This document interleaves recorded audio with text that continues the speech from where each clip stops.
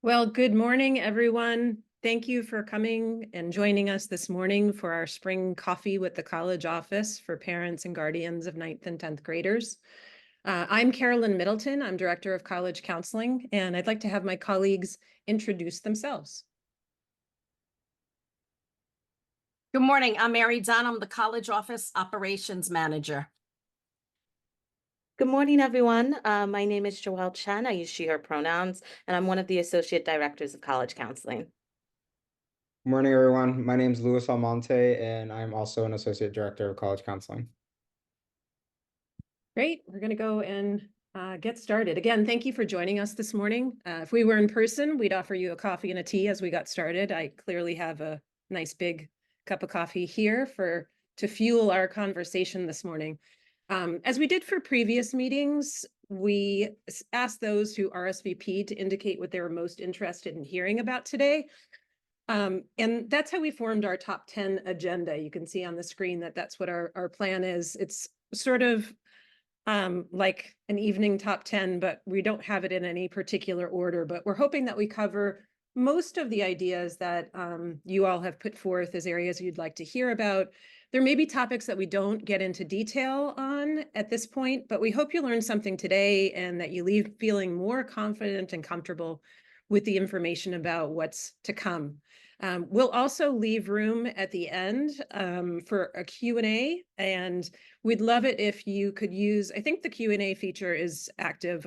Yeah, if you could use the Q&A feature to write your questions as they come up, and we'll make sure to either address them in real time or we will answer them at the end of our program. So with that, I will go ahead and move on to the first slide. We're talking about First, we're going to talk a little bit about visiting colleges, because I think that's a question that folks have as early as as early as possible in high school. It's a question about when should we begin doing this, and I think the answer is that you can do this on a sort of a less formal way, a more relaxed way, even early on in the high school experience. I think what these early visits really help to do is they help students identify, understand, and even prioritize some of the criteria that they're going to look for most in the college, which we hope is a little bit more solidified by junior year, but very often students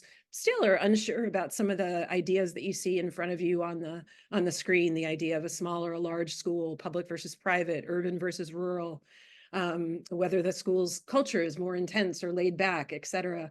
There's a variety of different ways that you could think about criteria for college. And ideally, this kind of visit, like I said, happens a little bit more casually, maybe part of a family vacation, tacked on to a reunion, even as a way to just get out of the city for an afternoon. You can make use of local colleges and universities and their tours to really gain some understanding of what this process is about on a more basic level, on a more casual level as well. Setting up a tour is actually quite easy. You can just go online to that college's or university's website, navigate to admissions and visits, and there's typically a sign-up page for daily tours and information sessions. So you're hearing both from a student about their campus experience, and then you're also hearing from an admission officer about the process, and sometimes they're addressing questions about curriculum and so forth. I think the base thing that students really learn here is that the lingo is very different. That's something to learn. It's not familiar to most of us, even if we went through the process of applying to college ourselves, or even if you had an older student that has gone through the process, your student might not be familiar with some of the information that's pretty important. One of the questions that came up in our information collection was about majors and knowing about those things. Most of our students don't know exactly what their major is going to be in college. It drives some students' process, but most often students have a few things that they're really interested in. So rather having no idea, they actually have several ideas, and then they encounter schools with 150 majors. So they are able to and can and must, in some cases, take classes that are across a range of disciplines overall. So what they need to do is hear about majors. They don't need to necessarily know what theirs is, about interdisciplinary programs, about what a minor is, about concentrations. And most colleges allow students to be undecided until the sophomore year when they must choose a major. So they receive advising all along the way to make sure that they're taking courses that fulfill requirements. They don't need to decide right away on whether big or small is going to be exactly right for them. We still have students who have both in their list of criteria, their list of colleges, even up through the junior and senior years, but an understanding of what it might mean to be on a big campus. I remember going to visit the University of Washington in Seattle and seeing a seminar, not a seminar room, a lecture room for the first time, where the room could seat 700 students. And I just had this vision of what it would be like to be a student in a room of 700. And then beyond that, looking at, a smaller classroom setting, more of a seminar style, even at the same school, because that could be available simultaneously. And that kind of classroom is much more similar to what they're experiencing. So some students at the beginning of the process will say, I want something that's similar to Berkeley Carroll. I want to be able to have the same kind of relationships with my teachers, or I want to go big, or I want to go medium size. And most often there's pretty much a variety in there. But seeing some of the possibilities, that's what's important. And learning a little bit of that college lingo. Like I said, I think the harder criteria to predict is what the settings are going to allow, which settings are going to allow them to grow the most. Those questions you see at the bottom: where do I feel most at home? What setting is going to support and challenge me? Where am I going to grow? Where will they feel supported and even safe? I think that's a question that students do ask about, and security is very often addressed just as part of that regular tour. What's happening on campus is certainly something that you can ask about, and I think those questions of safety and security, but also of just culture and feeling at home and finding a fit on a college campus. Those are some of the more difficult questions, but I think the more experience one gets in visiting places, the better off they may be. Doesn't mean an intense schedule of 10 college visits in a week. It means visiting things, like I said, in a more comfortable way. A given university, for example, could have multiple opportunities, but if there's competition at every pass or no one to help them identify these opportunities, is that the right fit, and is that going to help them be supported in their growth and be supported in their pathway? So just some important things we think it's important to consider when it comes to doing that visit. So with that, I'm going to move on a little bit to talk about the second of our top 10, which is basically beginning to craft the college list. I can't tell you how many times I've heard families say that they took their first college trip and they went to go visit a few schools. For example, we went to Boston. We visited MIT and Harvard. And these are fine universities with beautiful campuses and sweatshirts and bumper stickers, but they also are not accessible to 96+% of their applicants. That's how selective they are. So what we always recommend is that college list is going to have to not focus just on the most selective, and that example is a little bit more of the extreme, but we do have students that fall in love with places that are more selective. Sometimes with strategy, those very selective schools can be accessible, but sometimes they are, beyond, they are more of far reaches. So we do use this language in forming college lists, where we use the language of reach, middle, and foundation. And a reach, like I said, could be a mixture of places that are, highly selective, but also just places that, as we know their process, they are more selective if a student, say, doesn't choose early decision. And again, these are some terms that we end up going through as we go through the process.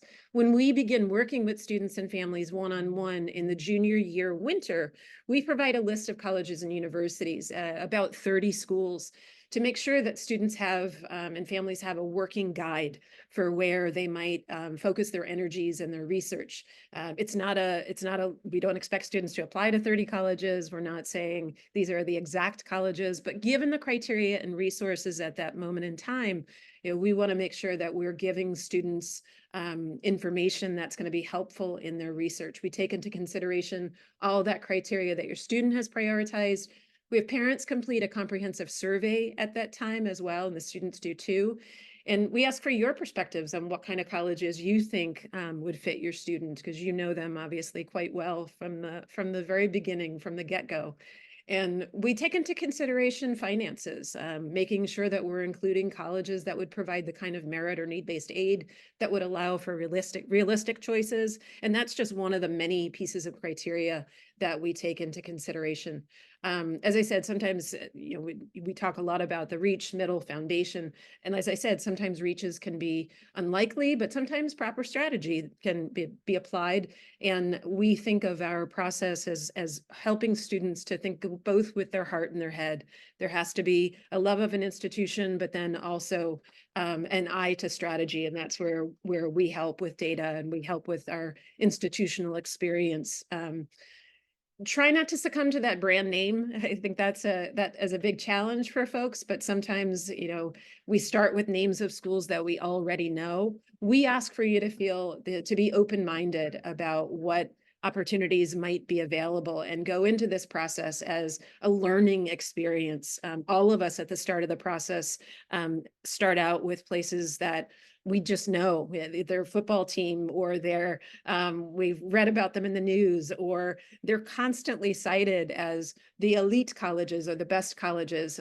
We're talking about a 1% there. So keep an open mind for what other opportunities might be available.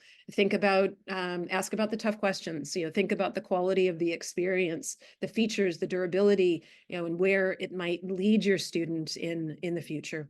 So with that, I'm going to pass along the next step of our conversation to Joelle Chen. Thank you. Thank you. So we're going to talk a little bit about the roles of parents and roles of students in this process.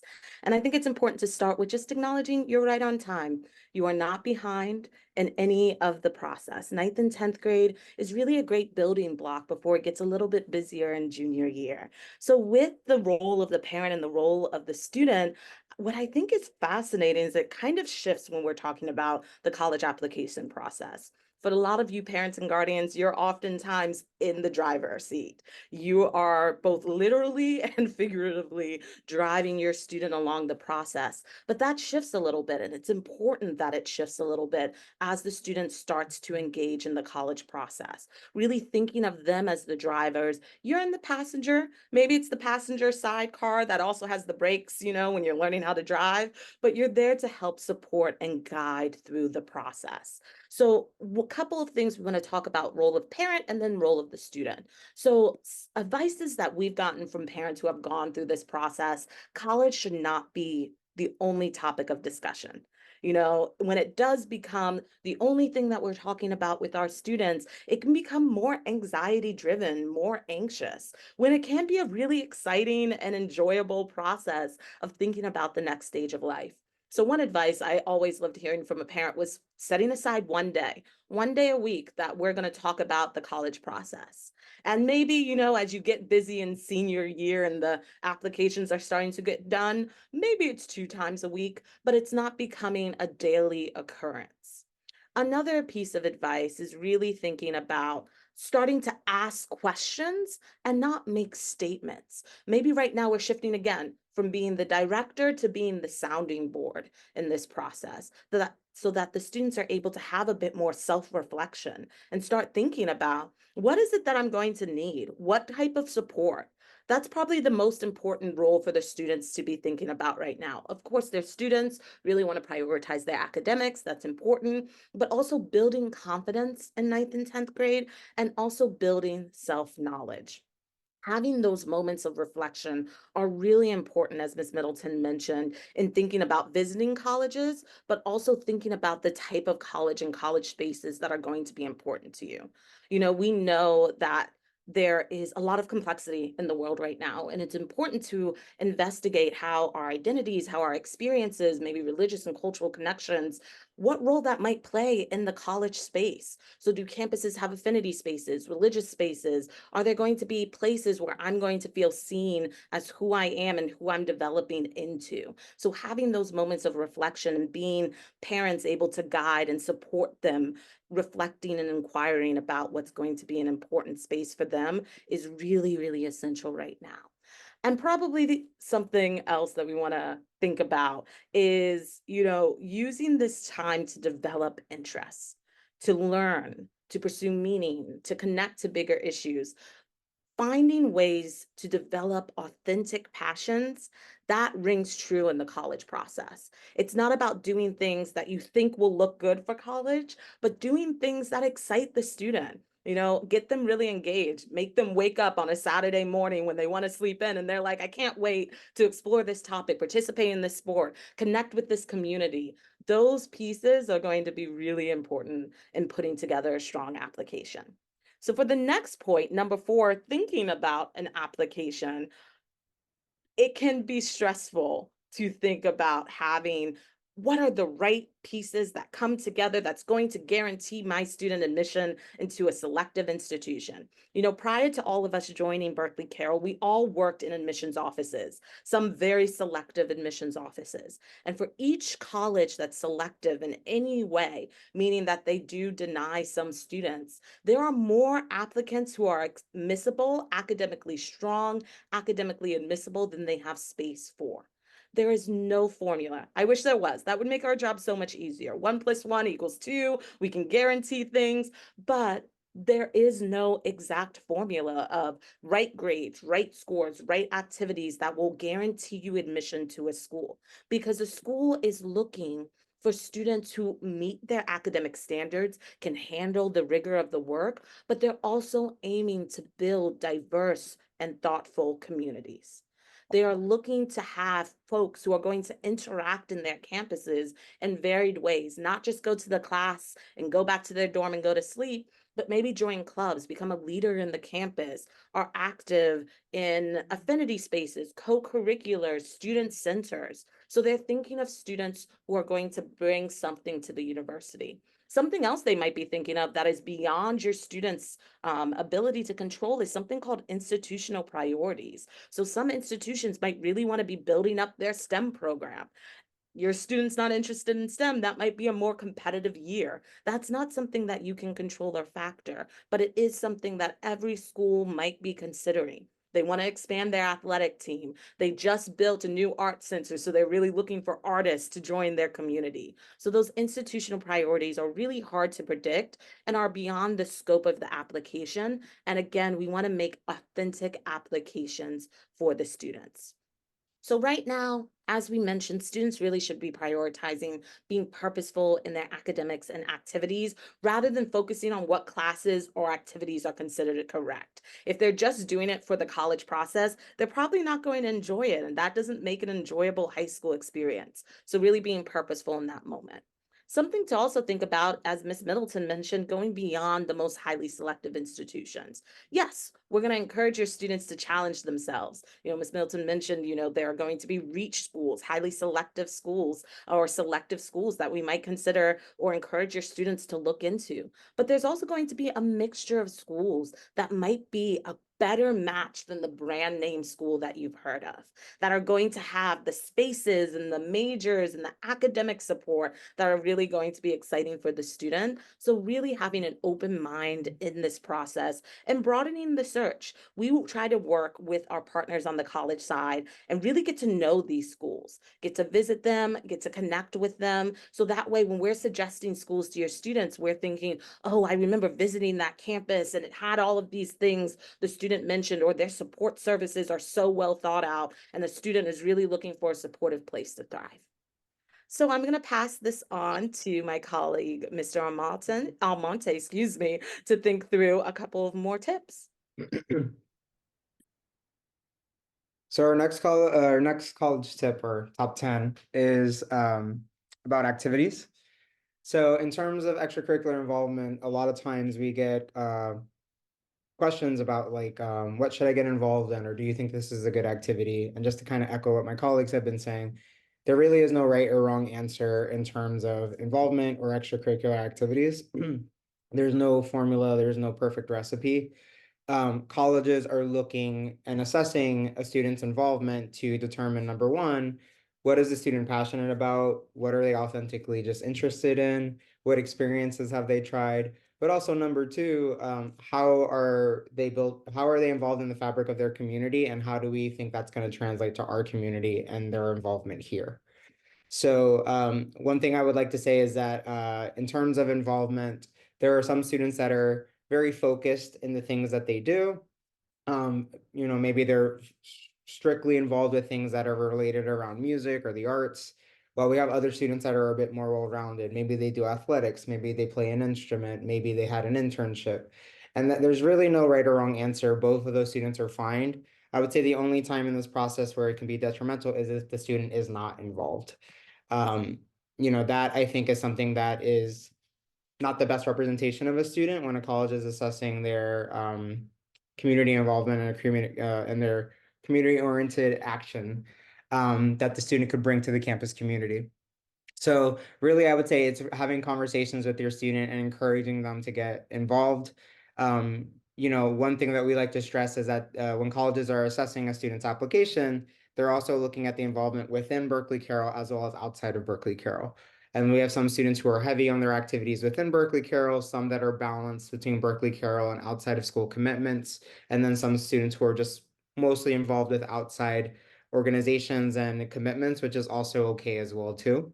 I think the beauty of getting involved at Berkeley Carroll is a lot of times things are programmed within the day. So for instance, co-curriculars are a part of our community time. Affinity groups are a part of our community time. Special programming such as BC Talks are also part of our school days. So it gets very easy for students to have access to opportunities instead of looking for them outside of school or bleeding into their at-home time, which they could be used to be studying or doing for athletics. So there's no kind of rhyme or recipe. It's mostly figuring out what your student's interested in, what's accessible to them. In terms of leadership, this is also a question that we get is, should my student be a leader of this organization, or should they be a leader of everything that they're a part of? And one thing we really want to stress is that leadership comes in many different forms. It's not just the title that you have. Many roles allow for students to mentor others, to collaborate, to challenge themselves, to deepen their interest. It's not necessarily just the captain role or the co-leader or leader position, peer leader, key society.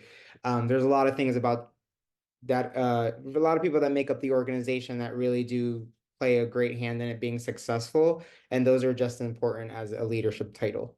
We always used to say in college admissions, if everybody that applied to our college was a leader of their organization, then we would have no organizations running on campus because there would be no members. So I think having some leadership, but it's also okay to just be a member of an organization and not have the primary role or responsibility. That's also equally important as well too. And for most 9th and 10th graders, especially for in-school commitments, a lot of times they are going to be at more of that membership level. And then it's more common for us to see in 11th or 12th grade, some of the juniors or seniors slide into that leadership position. And if you feel like your child is ready for that, I would definitely encourage them to try to lean into a leadership opportunity, or if they're a natural born leader, lead into any leadership opportunity that is available to them, because it builds great professional skills, social emotional development, and just in general, getting involved in various activities. The most important thing about students getting involved is that it really is a part of their educational journey, figuring out what they like, getting to know themselves better, figuring out what they're passionate about, what their interests are, trying new things. That first and foremost should be at the forefront of a student getting involved, not what looks good on a college application.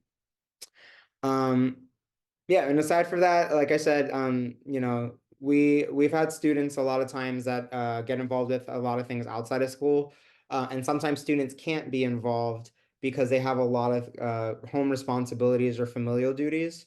So, for instance, if your first year or sophomore takes care of a little brother or sister or sibling, they're probably not going to be able to stay after school to do sports. Or maybe there's a family member that's at home that's sick. That's a familial duty that will impede a student from being able to get involved in certain things. Colleges want to be aware of those things to understand what other forms of leadership and responsibility are they leaning into that isn't necessarily a structured activity. And a lot of times family responsibilities, a really long commute, if there are things going on at home, that all plays a role in terms of providing context to a college or university to understand why your student may or may not be involved. The next topic we'll talk about is everyone's favorite topic, standardized testing.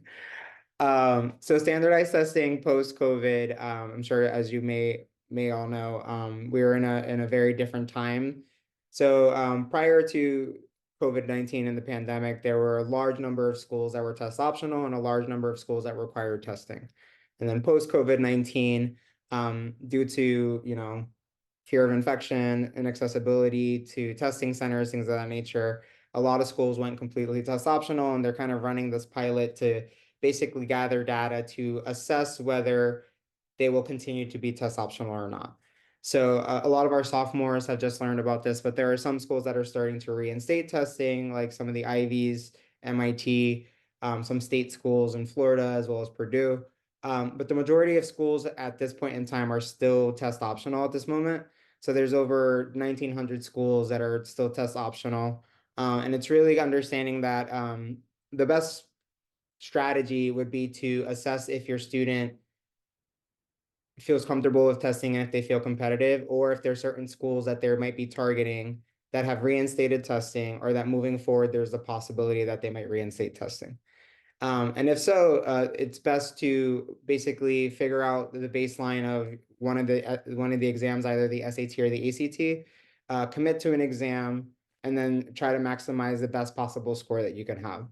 So we like to say standardized testing may be a possible evil, but it doesn't need to be a necessary evil. And sometimes it's not even evil, but we say it's a possibility because if there are options nowadays where a student doesn't have to do standardized testing at all, the schools that they're applying to, they know don't require testing, or they are test optional, and maybe they aren't the best test taker and they don't want to take that route. So to give you kind of a snapshot, with our senior class this year, 13 out of 79 students didn't take any tests.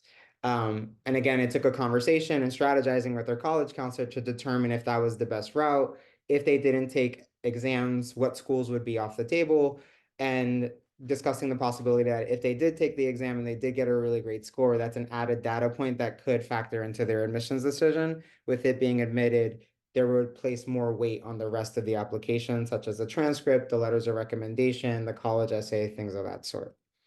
So in terms of what we offer in terms of test prep with Berkeley Carroll, so Berkeley Carroll has a partnership with an organization called Compass Education. And when your student becomes a sophomore, so the sophomores actually just wrapped this up, we administer a practice SAT as well as a practice ACT. There's no prep or studying that needs to be done beforehand. Basically, these exams are proctored to be able to see what your student's baseline score is without any test prep. Once a student has figured out what their baseline scores are, they can have a consultation, or based on their scores and the experience, can figure out which exam they felt most comfortable with in terms of content, as well as which exam they felt most comfortable with in terms of timing. From there, a student, ideally, if they're looking to move forward with pursuing testing, should commit to preparing for one exam, either the SAT or the ACT. It does not make sense to prep for both the SAT and the ACT because they are very different exams. The SAT is evidence-based reading and English, as well as math, and the ACT is English, science, reading, and math. So, and in terms of structure, timing, how much time you have per question, both of the exams are very different. So if a student is preparing for both exams, they're going to be spread very thin. And you want to make sure that your student is focusing on academics, prioritizing their mental health, as well as eventually when they become a junior or a senior, prioritizing the other parts of their application, such as their activities list, writing their essays, their college writing, things of that nature. On average, most students take the exam about 2 to 3 times. If they take it more than once, there's the opportunity for a super score. So that means that if they did really well in one section on the March exam, and then the next time they take it in May, one of the other sections is a lot stronger, they can take the highest from different sections from different exams and put them together to maximize the best score that the student could have. Yeah, so after 2 to 3 times, most students' scores do not improve or fluctuate beyond that. And again, you want to really think about like, where are our efforts best put? Is it preparing for testing or strengthening the rest of the application? In terms of the PSAT, that was something that we saw a lot in the survey that you all filled out. So the PSAT is a practice SAT that's administered by the College Board. We offer the PSAT for students in their junior year, October of their junior year, when students complete the PSAT. And just to let you know what the PSAT is, the PSAT is not used as an official score. So if the student sits and completes it and gets a really great score or not so great score, that score can never be reported or used as an official score when they're applying to college. The PSAT is only used for students that want to be considered for national merit or national recognition programs, which are extremely competitive, but some of our students do end up qualifying for national recognition or national merit scholarship, which they all vary in terms of amount. And then if your student isn't the best test taker or getting the best scores, like we said, consider applying test optional and refocusing your efforts on other parts of the application. We work closely with the staff as well too, as it comes to accommodations. So if your student receives accommodations, official accommodations from their learning strategies, Center for Learning Strategies to support students with accommodations. Like I said, if your student's been approved for official accommodations, they can connect with Elizabeth Epstein, Miss Epstein, and the Learning Strategies office to eventually apply for official accommodations for either the SAT or the ACT. It's not guaranteed that every time they get approved based on the accommodations here and what the student's applying for in terms of accommodations for the SAT or the ACT, but I'd say majority of the time the student ends up getting approved and they're able to use those accommodations for when they actually take the exam.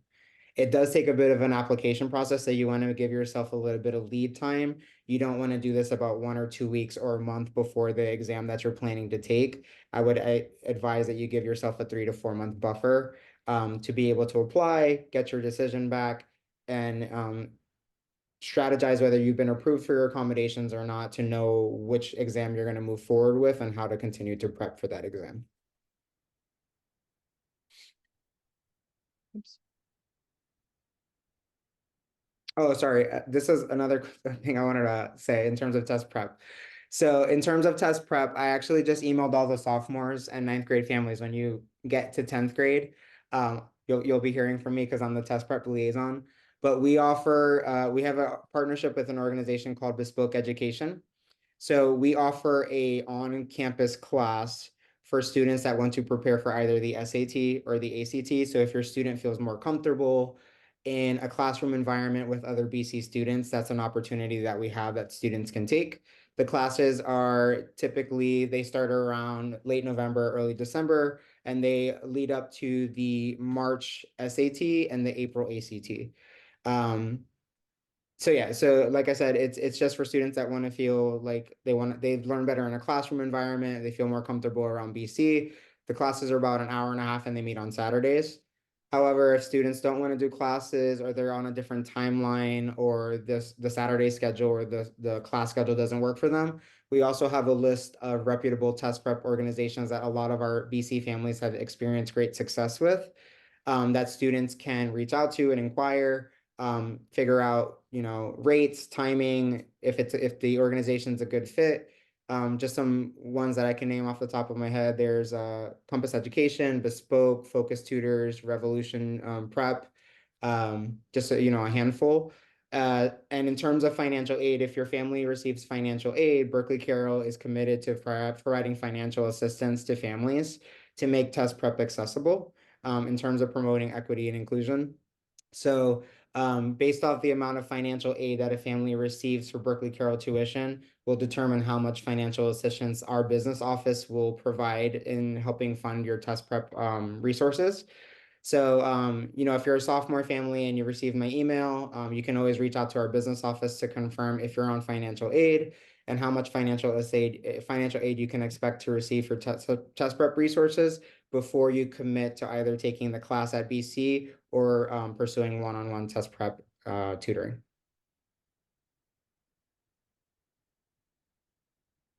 Okay, we've talked about and touched base on a few of the things that are kind of pertinent to a college application. Transcripts. We talked a little bit about test scores, which, as you've heard, from place to place, their requirements might be a little bit different.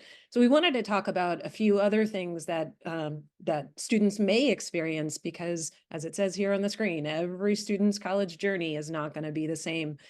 We also offer programming on many of these topics, programming and/or workshops on many of these topics. So keep your eyes peeled to those emails that I send out, some of that joint programming that we do, that you probably have received emails about, athletic recruitment panels or seminars. We have a panel that we do for art schools every other year, a panel that we do for students interested in engineering.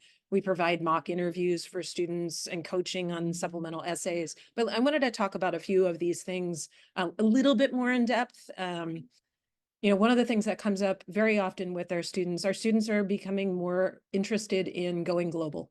And sometimes that means study abroad. Sometimes it means being able to do a program where they spend 2 years abroad and 2 years back in the US. We have students every year who apply and enroll at places in Western Europe or in Canada. And things are a little bit different in those processes, but it's also a little bit different in terms of the structure of the curriculum and the expectations placed upon the student going into those different kinds of systems overall.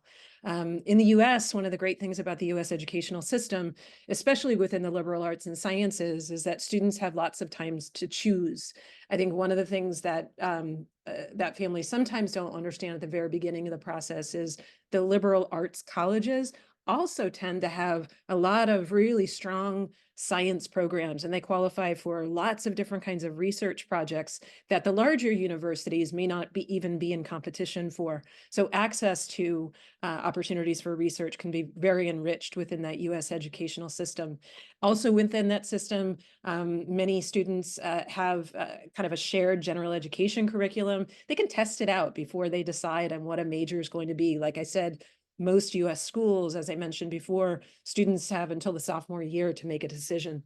When our students are looking abroad, very often they are looking directly at majors and applying directly to majors. So whether it's a 3-year or 4-year degree, they are very focused on what it is they plan to study. And for some of those educational systems, the application reflects that as well. So a personal statement for schools in the UK, that's going to reflect opportunities that a student has access to take coursework or experience research or experience internships or otherwise pursue interests in a particular area. And their personal statement is built upon that kind of experience. We write a letter of recommendation on behalf of the student for the school that does the same thing. It points toward the abilities that a student would have or the experiences a student might have that would qualify them for those areas of interest. So beyond grades and sometimes test scores, those are things that we talk about. So I guess the point of this is that things might be a little bit different if we're thinking about US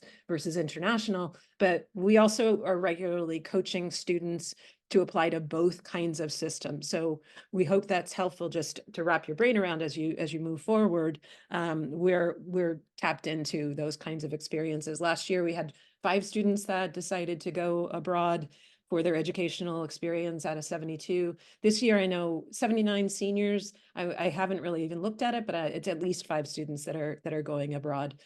So we definitely have students who have those really strong interests. And like I said, the pathway might be a little bit different for one student versus the other, but also within their list of schools, the process might be a little bit different. Athletic recruitment is another area that's a little bit different from student to student each year. We do have a handful of students who might be recruitable. So they might be students who are very strong in their sport and have begun to outreach to coaches, have gone to their coach here at Berkeley Carroll or outside school if they have a club sport that they're devoted to. And they've gone to them for an assessment of where they might be able to compete.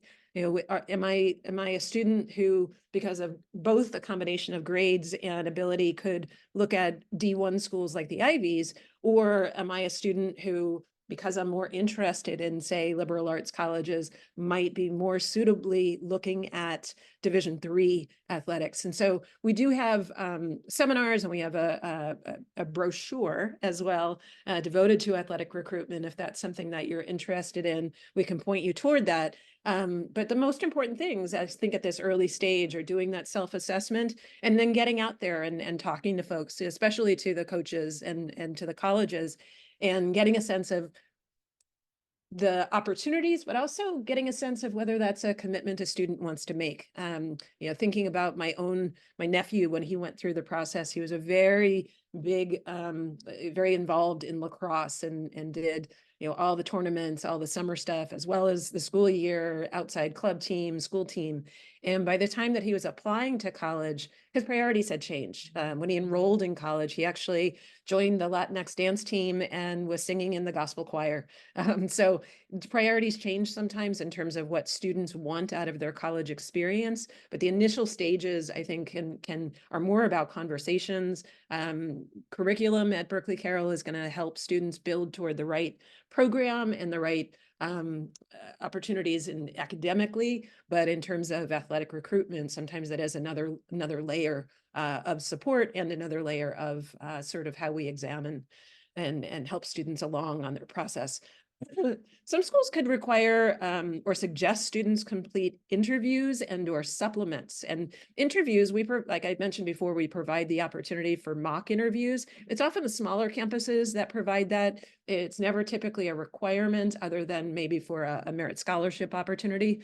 But sometimes it's strongly encouraged because it does show colleges at times that the student is devoted to that college. They're interested. So it's a way to demonstrate that interest or even just to personalize the process. Many times the interviews are with seniors of that college. Sometimes it's with an admission officer. Sometimes it's with an alum, but all three of the counselors will work with students to go through the questions that we know are typically going to be asked. We stop them and we examine and analyze with them how their approach or how their response might be a little bit sharper, might be a little bit more succinct. All of that kind of coaching that you might imagine is helpful in helping students to get through that interview process is part and parcel of what we provide. And similarly, with the supplements is typically what you'll find for those colleges that have a main essay. They might use the Common Application, an application that's used by more than 1,000 colleges.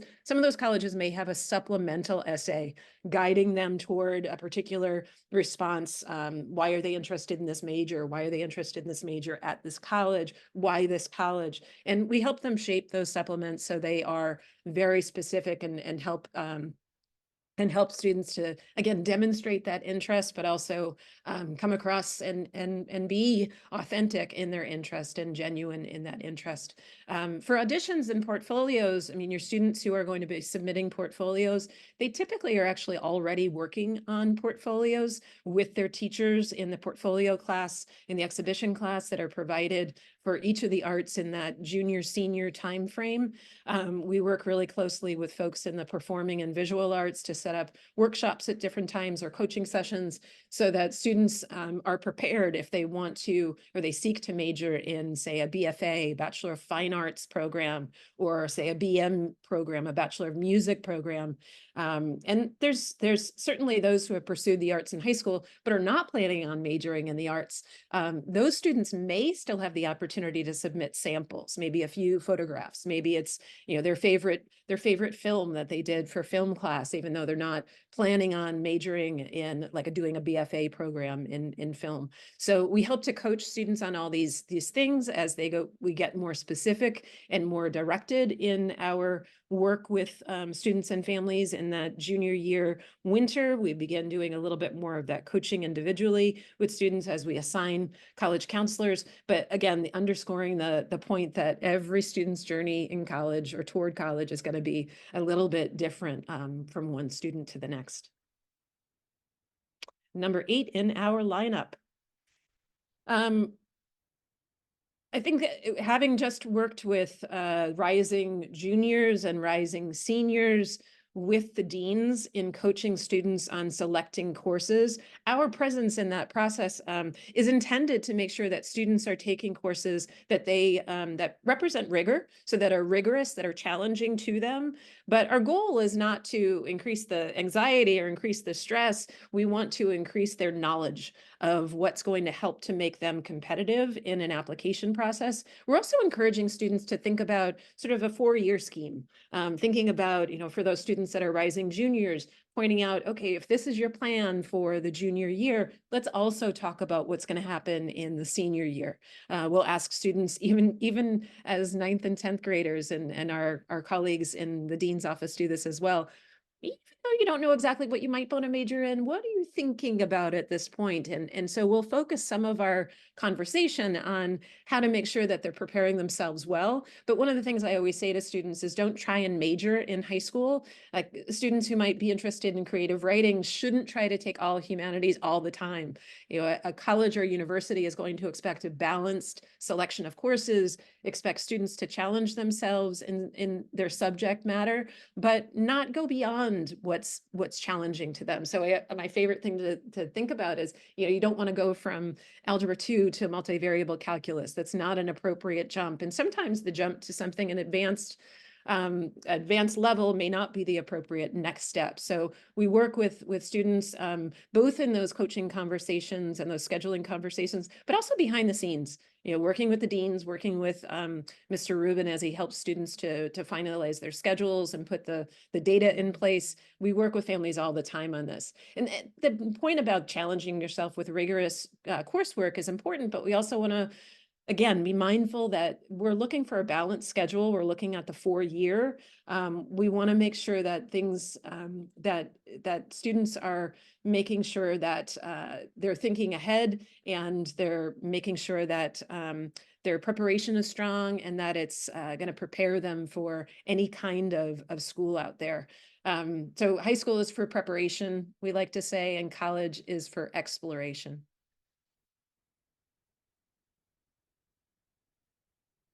Thank you. So I think we wanted to talk a little bit about some of the changing landscapes in higher education right now. And one in particular is the Supreme Court decision that came out in June of 2023. So last year, the Supreme Court heard cases around affirmative action, which is better known as race-conscious admissions. So prior to the Supreme Court's ruling, schools were able to use race as one of many factors in their admissions decisions and considerations. As I mentioned before, we all worked in admissions, and prior to the Supreme Court decision, race was a factor. It did not determine a student's admission or denial from an institution. It just allowed for additional context to be made in a student's application. In June of 2023, the Supreme Court ruled to end race-conscious admissions. But we wanted to acknowledge, and we want to make sure that families understand that colleges still value the impact that race or ethnicity or identity has had on a student's life, on the student's family's life, and are still looking to create diverse communities. Ultimately, though, they will not be able to see race as a data point in the application.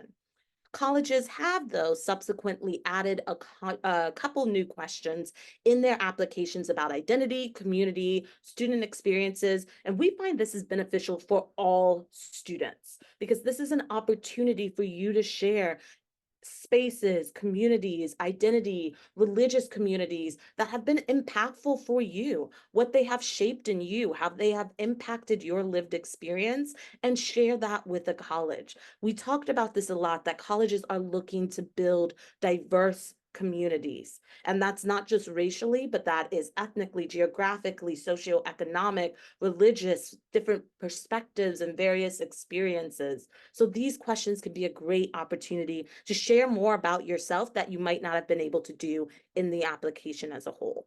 But as we mentioned, colleges really are still valuing enriching classroom experiences, having classrooms that have unique and varied perspectives. And so we want our students to know that we are here to work with you to figure out how, where, and if you choose to highlight your identities in your application. You might not choose to highlight, and that's okay as well. But we're here to help guide and talk through those questions. Just going over this past year, this was the first year, this graduating class, where this was impacting the admission cycle. We didn't see too much of an impact on admissions for students of color in the class of 2024. However, schools have not released their demographic data for their incoming class. In the past, they used to release that every spring, but with this change, I think a lot of schools are holding off until the fall. So we will be seeing in the fall what updates there were from this change and move accordingly as well. And the 10th and final top of our top 10 is thinking about financial aid. So thinking about financing and education, I think is going to be very different for lots of families because everybody's financial situation is very different. And eventually at some point, you're probably going to have a very honest conversation about with your student about affordability. And some of those conversations might be very easy, and some of those conversations might be a bit more complex based on a family's financial situation. So in terms of how the financial aid drives our process, so we're very mindful about if a student is applying for financial aid and if a family is applying for financial aid. And we mentioned this a bit earlier, but what counselors do is they gather a bunch of information. We ask about if a student's applying for financial aid. We can see for the most part, like a ballpark of like financial aid that's received at Berkeley Carroll, though we don't have exact numbers. And then it allows us to kind of drive how we craft a student's college list, taking in mind financial aid and being able to finance the education. So a lot of the colleges that we might identify for certain students that are requiring financial aid may be colleges that meet 100% of the demonstrated need, or like Ms. Middleton said earlier, they may be a school that offers a lot of merit scholarships that can help subsidize the cost for parents that may not be able to afford the outright cost of attendance. However, this doesn't restrict a student from applying to any schools they're interested in. We want students to have full control of their process, but we will have very real and honest conversations about affordability between the student and the family, the student and the counselor, and the family and the counselor. There are times where students are applying to a lot of out-of-state public institutions and they need a high amount of financial aid, and that's probably not the best strategy because they're not going to get a lot of need-based scholarships. Most of the financial aid that they're going to receive are typically loans and maybe small amount of grants coming from the government. And then they're going to be charged an out-of-state tuition fee. So that's just one example of some conversations that we need to have with students to either help reroute them in terms of affordability or let them know the reality of the situation and help them make an informed decision. In terms of our programming, so we have a partnership with Paul Martin, who is the CEO of College Money Method. And he is a great person that provides our families that require financial aid with a roadmap with over a course of 6+ workshops starting in 9th grade up until 12th grade. So, doing a walkthrough of the FAFSA, the CSS profile, understanding how to read your financial aid package and how to subsidize costs in terms of loans. Those are just a few or a handful. He helps our families guide through the appeal process if they're appealing their financial aid package. So he's a really great resource. So definitely be on the lookout from our office emailing you about any programming coming from College Money Method because it's really great information that we want our students and families to be informed about. One other thing that I would like to kind of make known is when your student is a senior and you're applying for financial aid, the tax information that you'll be using will be from 2 years prior. So in 2016, they instated something called prior year taxes. So they're using tax information that isn't from the current year that your student is applying. So the financial aid package will be crafted around your tax information from 2 years prior to your student's senior year. So that's just something to keep in mind. If finances look different, it's something that gets taken into consideration, or they might need more context, but that's going to be the income that they're crafting the financial aid package around. And then finally, in terms of outside of financial aid, other way to try to subsidize cost is applying for scholarships. So there's a ton of merit scholarships that colleges will award to students. Usually no application process is necessary as long as your student is academically qualified or meeting particular criteria, a community leader, they can be selected for a merit scholarship from that college or school. And then there's tons of outside scholarships that students can end up looking for. I would say it's probably a good timeline for students in early junior year up until throughout senior year to start applying for different merit scholarships. I'm sorry, outside scholarships to help with costs. And then there's really great databases that we recommend to our students. So for instance, Going Merry and FastWeb are two really great resources that students can use to apply for scholarships. And there's some that are just strictly academic, that are some that are based on identity. There are some that are given for a student being left-handed.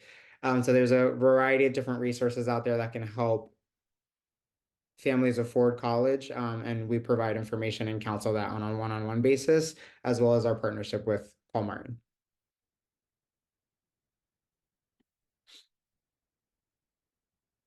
So with that, I can't, from my vantage point, see if there's questions in the Q&A. Mr. Almonte, Ms. Chen, can you help? Yes, so there are a couple of questions. The first question is, thank you for this. What are your thoughts about visiting colleges this summer? Is it too soon? Should we wait till the fall when school is in session? And what do you think about the various demonstrations going on several colleges these days? It's a great question. Summers definitely are quieter on college campuses because often there aren't as many students around. They still have students providing tours. Certainly, there's still opportunities for students to learn about campus culture, learn about the academic programs available. And colleges typically have pretty robust schedules of tours during the summer. Like I said earlier, I would try in the early stages of high school, I would try and make this more casual. So not so focused. We don't want to drive anxiety. We don't want to drive students feeling like they have to do everything early and put that kind of pressure on their shoulders. But if we're thinking about it in terms of exploration, if we're thinking about it in terms of students' awareness of the language or the lingo, as I said before, the criteria that might drive a bit of their process, I think early visits can be quite useful and quite helpful. I think for the other part of the question, what do we think about the demonstrations happening on college campuses? I think that I have a variety of opinions on how colleges have handled this experience and how colleges and how students have expressed themselves. I think we all have different connections with different communities, and it can be a telling experience if you've seen students experiencing what we think might not be a challenging life experience through what the campus culture is all about. And it goes beyond, I think, I'm not saying this very articulately, but I think it goes beyond demonstrations. It also just is about culture and community and how students can feel a fit in a campus culture. And in some ways, thinking about that idea of culture, it's where are they going to be challenged the most and introduced to new experiences. But I also think that safety is something that they should be thinking about. Safety and security is definitely a big part of those campus tour visits. I'd say the other thing that we do to help to answer some of these questions, because I think it's far from what we think about those experiences on college campuses. It's about, the comfort of students and families in geographically where they want to go. We have a listing of by state what gun control laws each state has adopted. We have a listing of LGBTQ laws. We have a listing of colleges and how what's happening on their campus in terms of anti-Semitism. We have a variety of different ways that students can access information, reported information, or even just kind of structural information that's state to state that they can use in their assessment to really have an understanding of how those various factors might contribute to what a college's what a campus experience might be like for a student. I hope I've answered that question. I don't know if my colleagues want to weigh in on my response to that. Yeah, I just wanted to add, the Hillel Center has great resources, an incredible search guide for students who are looking to feel safe and supported on campus, that allows for you to filter through a lot of things. Does it have a kosher dining hall? Were there encampments on a campus this year? So that's a really great resource as well. And as Ms. Middleton said, our college website has a lot of resources to make sure that the students are feeling safe and supported on their campus, because that is a factor that a lot of families are trying to think about, and making sure they feel safe challenged, but safe and supported. And then circling back to, there's another question in the chat. It says, sensitive question, but can you speak about applying, given the rise of seeing anti-Semitism on campus? Should we disclose being Jewish on a diversity question? Will that help or harm? So in my experience in admissions, and I imagine, Ms. Middleton and Ms. Chen can also attest to this, identity is always celebrated in terms of a college campus community, right? So in terms of colleges are looking to craft a class and a community of diverse thinkers. And when we think about like the climate of certain college campuses nowadays, like that discourse is happening because there's a difference in thinking, right? And that's something that's valued at a lot of colleges in an academic and social setting. But I think what's happening in the world right now is amplifying a lot of that, right? But in terms of celebrating your identity and having pride in your identity and approaching a diversity question or a community question or an identity question, I personally feel like it's something that is going to be viewed, especially if it's had a positive impact on a student's life or a negative impact on a student's life that has shaped them in terms of being more resilient, right? But I would say ultimately that final decision of whether a family or a student feels comfortable with divulging that information in a question, that's a supplement that a college is asking, is going to be completely up to that family and what they feel most comfortable with. You want to make sure that you're approaching the application in a way that you feel confident in what you're submitting. But if it's my personal opinion, I think that it's something that will be valued and would be celebrated and would be a positive thing in the application. And just to add to that, like we mentioned, we all worked in college admissions, and we really do see our colleagues having a lot of training on having removing their biases and also valuing multiple perspectives. And a lot of college admissions offices working to diversify their admissions office so that there are a range of perspectives and identities reflected in the folks who are reading those applications. We have another question in the chat. I know we're a little bit over time. Do we have time for one or two more questions? Let's do it. All right. Can you speak to the point of BC and other high schools not having GPA or class ranking for the application process? Anybody want to take? I can help. I can start with this one.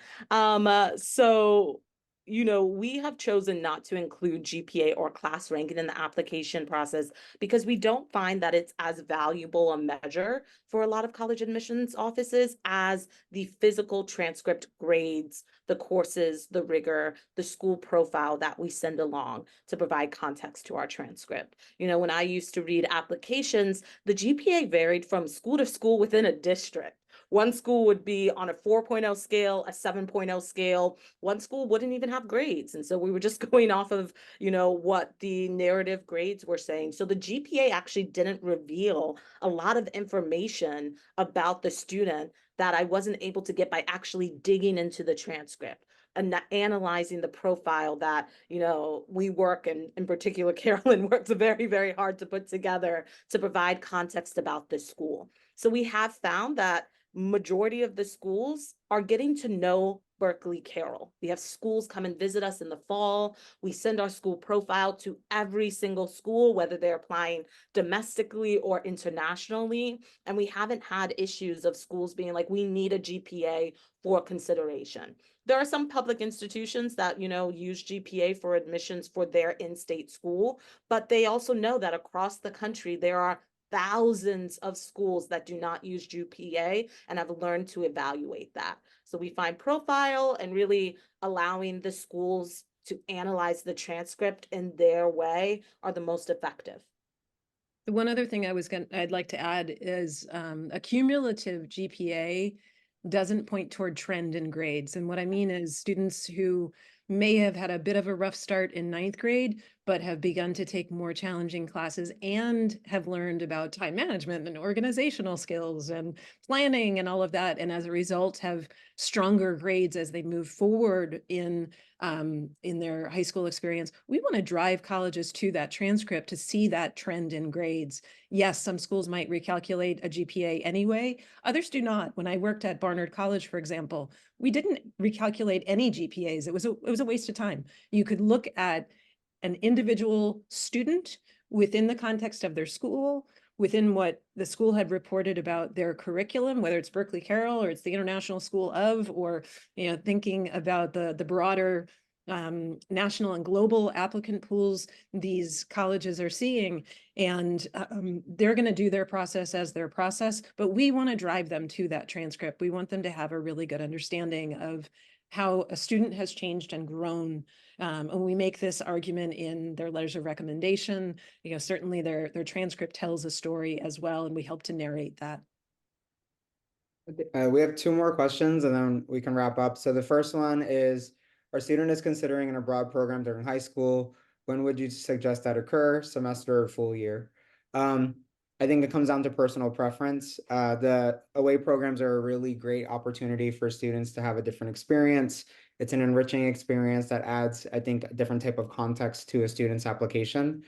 I think what really is important is to understand how, if they're going away for a semester or for a year, how that might affect their curriculum here at Berkeley Carroll and what curriculum would be offered at an away school. And if the student feels comfortable in terms of that curriculum that's offered and feel like that's something that's going to be competitive for them applying to college, I don't think that there's a right or wrong answer. If students go away for a semester or for a year, the only time that really kind of influences some things is that they might be on a different timeline in terms of completing test prep and completing their first SAT or ACT. But I would say rest assured that the very latest exam that students can take is if they want to be considered for early decision or early action, which is a November deadline. The very latest exam that they can take is an October SAT or ACT. So ideally, you would want to plan to take the last one by October. So that is completely fine if a student goes away for all of junior year and then basically does their test prep over the summer to complete the fall exams and still be able to have that information to make a final decision if they want to apply for early decision or early action. But there's no detriment if they go away for a semester or for a year. That doesn't really influence too much. It just comes down to personal preference and what type of high school experience your student wants. And then the last question we have is, can you shed more light on the early decision process and why a student would elect to do it? So to let you all know, early decision is a binding contract. So students that are doing their college research, if they've identified a #1 school that they're absolutely in love with, they might consider applying early decision. And what that process looks like is they would apply by November 1st or 15th. They would sign an agreement. The student, the parent or guardian, and the counselor signs an agreement.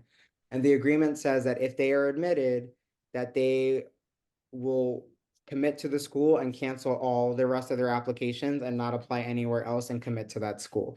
So it's a really big commitment. We say it's like getting married to a school instead of dating around or going steady.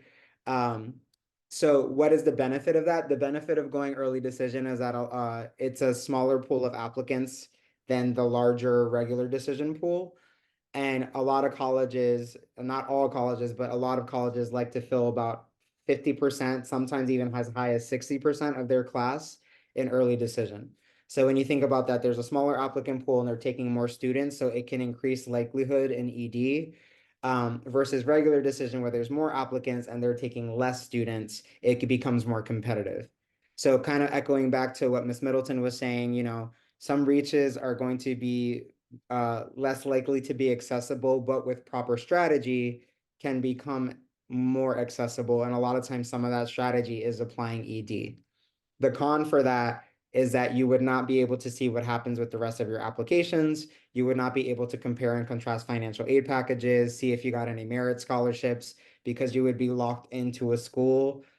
You would find out with early decision by mid-December, when all other decisions come out, sometimes like late January up until like middle to late March.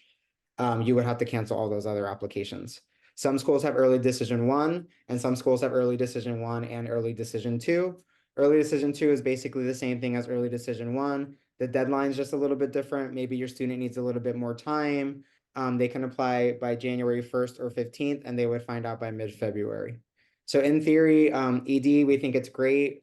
We definitely promote it, but we don't require students do it. We just present the information and the data for students to make a best informed decision. And we understand that not every student is willing to make that commitment, or they're considering other factors like financial aid in terms of their application process. And sometimes it's not a feasible option for them.